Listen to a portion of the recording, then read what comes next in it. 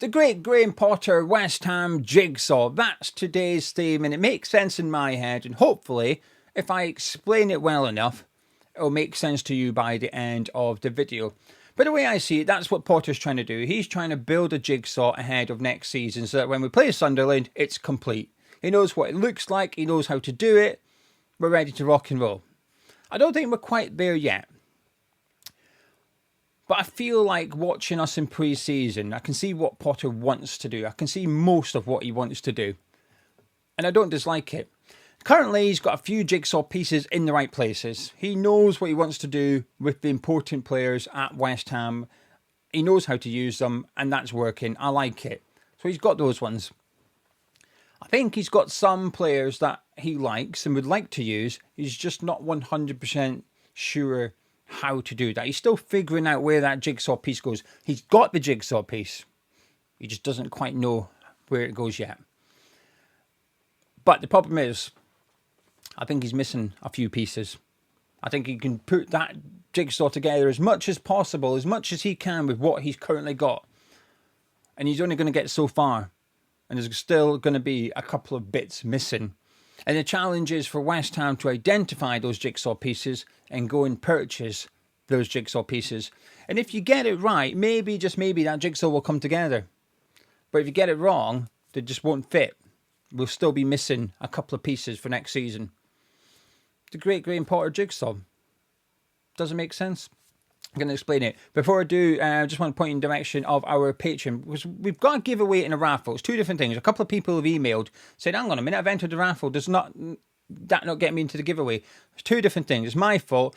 They've intertwined, but the reason we're promoting Patreon now is because today is the last day you can join and get entered into the giveaway. And the raffle, we do it at the end of the month, every month. That's going to be our new thing. So let me do the giveaway first, and then the raffle.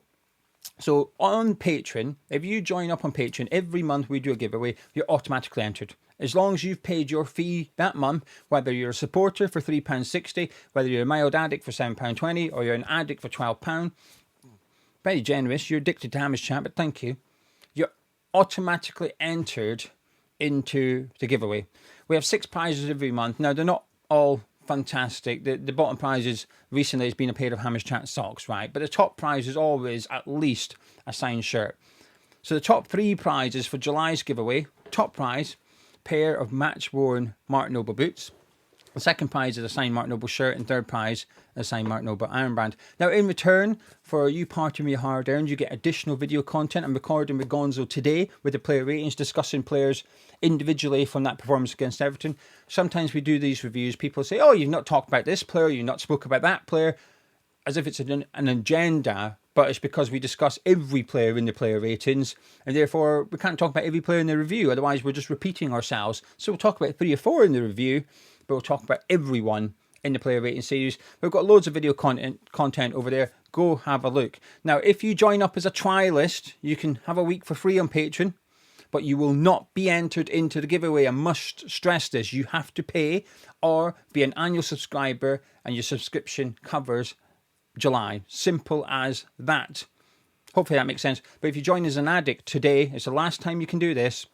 You get a free mug as well. All details are over on Patreon. But thank you very much for the support. The raffle, different. 3 prizes. Top prize is a match-worn Mark Noble shirt. That's it. This is the shirt. Match worn by Mark Noble. Very, very rare because of this love heart patch. They wore it during COVID. And obviously they couldn't swap shirts with players at the end of the game due to COVID. There was no fans, so they couldn't give it to a fan. The only place this shirt could go was back in the kit bag. That was the only place it could go.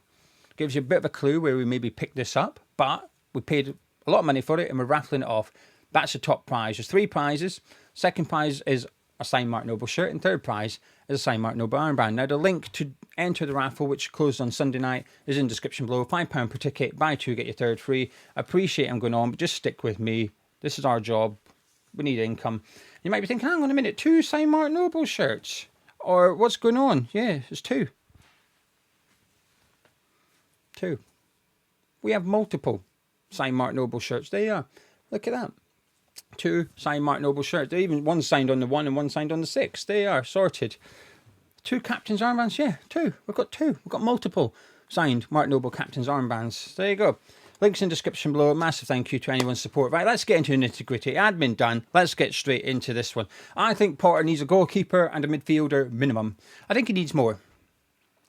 But if you said to me right now, I guarantee you, we sign a goalkeeper and a midfielder before Sunderland, are you happy? My answer, assuming I like the players, is a big fat yes. Whether it's Suzuki, Cooper, Hermansen, I'm happy. I don't know who I'd like in midfield, but whether it's Ramsey, Fernandes, Elliott, I'm happy. Those two jigsaw pieces are crucial to how Graham Potter want to play.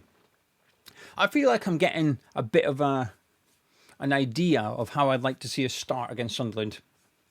If we played Sunderland tomorrow, I'd like to see Potts, Paqueta in midfield with a big question mark. I don't know who the third guy would be. Ward-Prowse, Souček, Irving, Alvarez. None are tickling my fancy. None of them are tickling my fancy. That's the jigsaw piece that's missing. It's a gap. We need to fill the gap. No, mind the gap. None of that. Fill the gap. That's what we want to do. Midfield, I've always been adamant, is our number one priority. I've always thought we need two midfielders. I'm still trying to kind of leaning towards that, but certainly at minimum we need one, and it's got to be a crucial one. Not a Josh Brownhill, not a Kyle Walker-Peters-esque signing for midfield. None of that. This needs to be big. It doesn't necessarily need to be expensive, but whoever Potter thinks that's the guy that will complete my jigsaw, we've got to get him. We've got to get him in. Sometimes last season, people would say, oh, next season when Potter's got his own players, it'll be better. I've always been a bit not so sure. Need a bit of evidence. But during pre-season, I feel like I can get a bit of an idea of what Potter wants to do, what he's trying to implement at West Ham. I don't dislike it. Do you know what? I enjoyed last night against Everton. I enjoyed it. It was only friendly. I appreciate that. But I liked some of the football we played. That pass and move, which led to Travers picking the ball up. Fullkrug tried to play bowling through and it just didn't quite work. But the passing down the right-hand side, Wan-Bissaka, Thomas Souček, it was brilliant. I loved it. I thought that kind of football on multiple occasions throughout the game, I'm in. I'll be sold. I'll be Viva Graham Potter, right? Now, there's been some bits of the Everton game I liked. There were some bits of the Man U game I liked. There were some bits of the Grasshopper game I liked. Last season, there was parts of games I enjoyed under Graham Potter. I looked at and I thought, if you can do this over 70 minutes, because you're not going to do over 90, but you can do over 70, I will be very happy. Whenever I say that, Bournemouth comes into my head. My brain just goes, Bournemouth.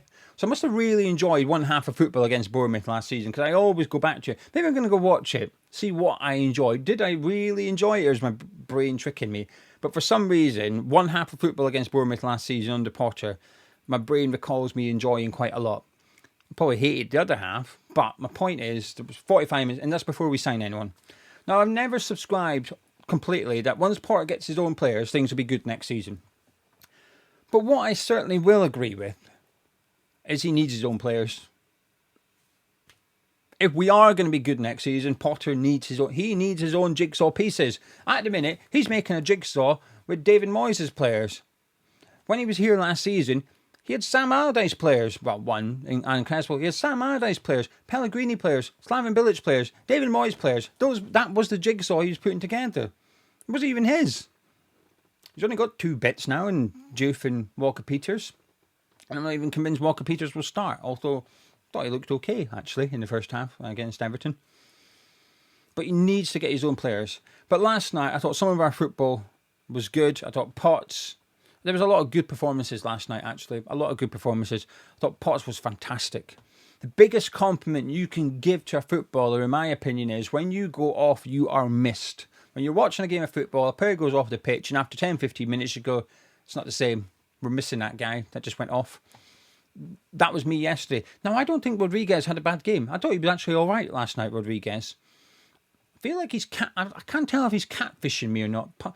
I watched him end of last season under Potter. I thought, maybe he's all right next season. I thought he was terrible against Man U, really bad. Then last night I watched him again. Thought, maybe is he catfishing me, or am I seeing am I being fair in my evaluation for thinking I wouldn't be offended if he was here next season. I think we've got too many midfielders, but you get my point. But anyway, Potts went off, Rodriguez came on, and I thought we missed Freddie Potts. This is good. This is really good. I'm excited. I've always been a Potts fan, and I thought he had a role next season. I wanted to see him stay next season. But I'll be honest with you, I thought he'd be second fiddle. I thought he'd be second or third choice defensive midfielder. Don't know, man.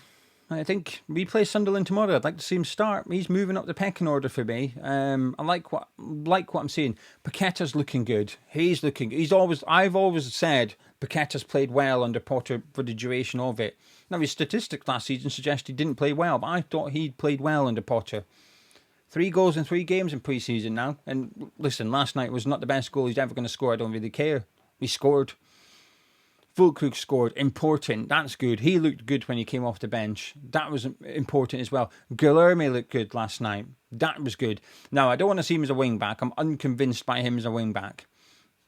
But whenever chasing a game, and you need someone to come on and run at players and take players on, he's got it. He looked confident last night. He looked brave. And he just needs someone to have faith in him. I think there's a really good player in Guilherme. And we see it in spells. We've seen it last night. Came on. I thought he took his chance. Thought, brilliant. Right, can we have a bit more of this, please? The only issue is, if we're going to play this 3-5-2 formation, I just don't see where he plays.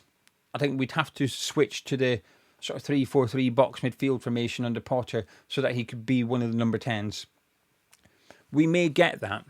Part of me is thinking Potter just wants to nail this 3-5-2 first.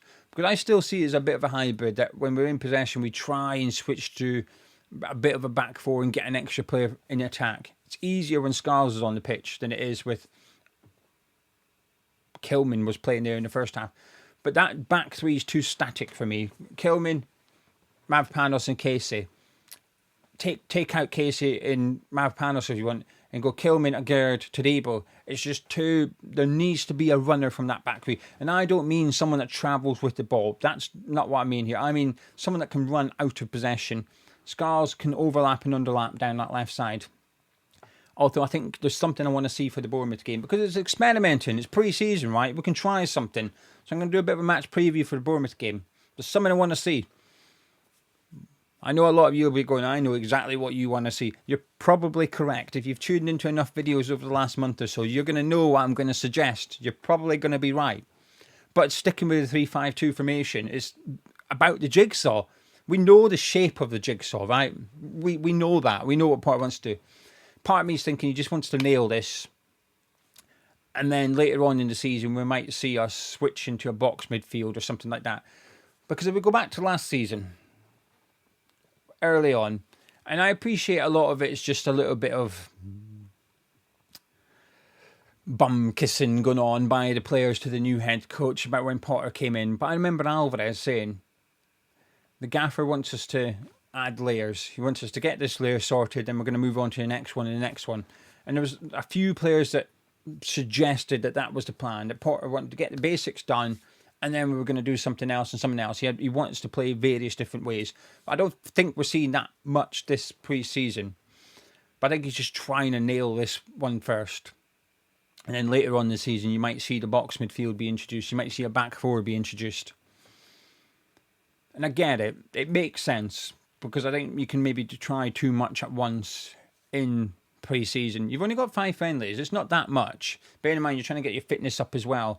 You're doing a lot of changes. So if he was to field his best 11 against Bournemouth, they'd probably get an hour. Then he's going to make changes. It's not that long to learn and play something new. So I get why he's focusing on it. I don't like the position of Jared Bowen. But as Tom White pointed out to me at the end of last season, or in the summer, when I was having I don't like Bowen as a striker complaint. As he pointed out, his numbers under Graham Potter playing as a striker are incredibly impressive. And he's factually, statistically correct. Since Bowen came back from injury, only Salah had more goals and assists in the Premier League than Jared Bowen. And that was Bowen playing mainly as a striker under Graham Potter. Not always, but mainly. However, as someone counter-attacked me, even though I was explaining Tom White's point, some of those games, the formation got changed and Bowen went to the right and got the goal. So he started as a striker. We didn't finish the game as a striker. That was also correct. So I feel like I'm almost like doing both sides of the argument here. But this is the brilliant thing about comment sections. I read them. And sometimes it changes my mind. Sometimes it changes my perspective. Or at least gives me something to think about. I think, actually, you're right. Actually, you are right. Both are right. I think Tom's right. His numbers as a striker under Porter were fantastic. The other subscriber was right. Some of his goals and assists came when we changed formation. I think we'll see that. I think we'll see us start with a 3-5-2. And if it's not working, we'll switch it. I think come October, November, you might see us start a game with a back four. But that's a different jigsaw. I think Graham Potter just wants to get this one finished first. And to do that, he needs at least a couple of new jigsaw pieces. Maybe, just maybe, he needs a third jigsaw piece so that we can go to a back four. Maybe, I don't know. Spitballing. Speaking my thoughts. That's my geo thoughts for Thursday morning off the back of last night's game. I liked what I seen though. I'm feeling more positive today about West Ham than I was this time yesterday. And I like that. That's good. And I appreciate it's only pre-season. But it's not. I feel like a lot of the things we're seeing last night is what we've seen last season in terms of that style of play, that passing. He wants to move it quick. And like I said, our biggest issue under Graham Potter, our biggest problem is individual mistakes. The goal last night came from Casey giving the ball away. Kilman's reversing wasn't great. Foderingham didn't do great in goal. Manu, Areola.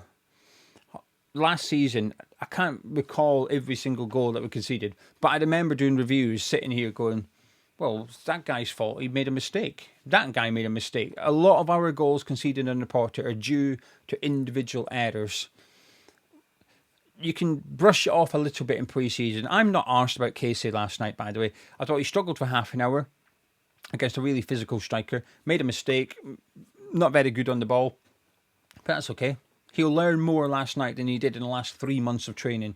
That will be a great learning curve for Caelan Casey. I remember Declan Rice against Arsenal. A cross came in. He literally ducked and it went in the back of the net. Right? I remember him getting hooked at half-time against Newcastle. Hooked at half-time against Liverpool. You've got to go through that learning process. Casey went through it quickly last night. A half an hour of just hell. But the last 15 minutes of that half, I thought he redeemed himself. There was 2, 3, 4 battles with Beto. He won them. And if he didn't win them, Beto had the ball. He made Beto go backwards. Or on one occasion, he forced Beto to lose the ball and we picked it up and went away with it. I thought his recovery was brilliant. Just like Ollie Scarles at Anfield. Got done by Mo Salah. Done. We conceded a goal. Potter left him on the pitch. And between then and coming off, I thought he did all right, Scarles at Anfield. He recovered quickly in that game. That's good. That's 2 youngsters now. I made a mistake, but they've actually done okay with him. So, error by Scarles. Error by Casey last night. It's a learning curve. It's going to happen. Our senior centre-backs, next season, Kilman, Todibo, Mavropanos, Agerd, they will make similar mistakes as what Casey did. It's not a big deal when a youngster does it. Anyway, I'm going to leave it there. Thank you very much. Get involved in the comments below. Am I chatting nonsense about the jigsaw or are you on board? Some of you have been on board longer than I have. I will concede that. I'm a bit late to the party here. A lot of people have been pro Potter and pro will be all right next season far longer than I have. And I'm still a little bit concerned because those 2 jigsaw pieces, we haven't got them yet. I still predict we're going to sign Hermansen. That one's not going away. And I still predict we're going to sign Raphael Onyedika. That's been my 2 predictions for a while. I still think those 2 players are our most likely signings. And if Potter wants them and Potter gets them, I'm happy. Because those 2 jigsaw pieces, and I don't know who Onyedika is, but on the assumption he's going to come with ball carrying ability and he can go box to box. If he comes with that, a midfield 3 of Potts, Paqueta and Onyedika would be all right. Hermansen and goal would be good. Maybe those that said once Potter gets his own players will be good next season. I'm not quite subscribed to it. But maybe if he gets his own players, will be okay. I think when we did Mugger Tea a couple of weeks ago, someone said, percentage-wise, what do you reckon for a relegation battle? And I said 50%. I'm sticking with that for now, because we need to see signings before I can reduce that number. And that's a relegation battle. Before someone said 50% are getting relegated. I didn't say 50% are getting relegated. I said 50% of being in a relegation battle. And I still think we're there. But I don't know. There's bits of... I'd be lying if I said I'm hating everything I see. Some bits I actually quite like. Right, I'm off. Please do drop a like on the video if you've not done so already. If you have, thank you. Appreciate you. Subscribe if you're new to Hamish Chat. 500 subscribers, 2 weeks to do it. It's going to be a bit of a big ask. I'm not sure we're going to quite do it, but let's try. 45,000 subscribers before we kick off against Sunderland. So please subscribe if you've not done so. And I'll catch you in a bit.